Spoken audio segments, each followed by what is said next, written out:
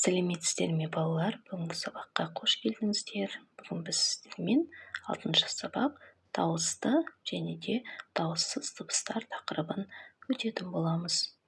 Бүгінгі сабақтағы бірінші тапсырма мәтінді оқы. Соқпақ. Әкесі мен баласы мектепке келе жатты. Қар аппақ. Бала анадай жердегі қалың қарға қарай жүгірді. Жолдан шығып, қалың қарды бекер омбыладың-ау, деді әкесі. Түстен кейін әкесі мектепке тағы келді. Қайтар жолда бала өзінің ізін іздеді.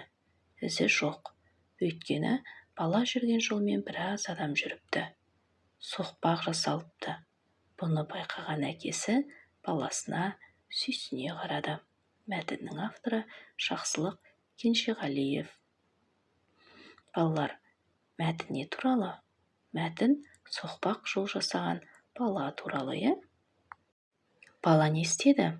Бала қалың қарға қарай жүріп, соқпақ жол жасады.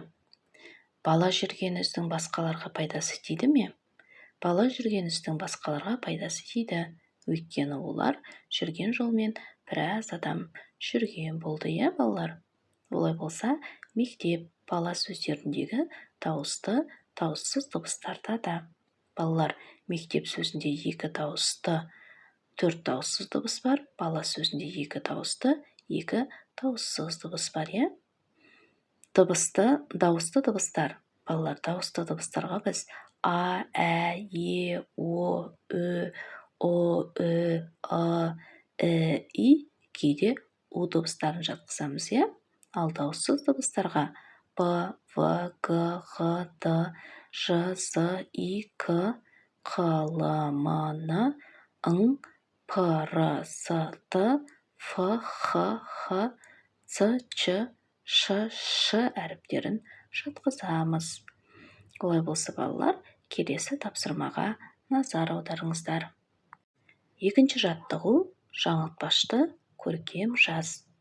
Қар аппақ, дала аппақ, бәрі аппақ. Олай болса, балалар, берілген жаңылтпашты қатесіз көркем түрде дәптерлеріңізге жазып алыңыздар, е? Келесі үшінші жаттығу. Сурет бойынша мәтін құра. Балалар, біз мәтіннің авторын қыс деп алдық. Олай болса, құраған мәтінімізді оқиық, е? Қыстың шуақты күні еді.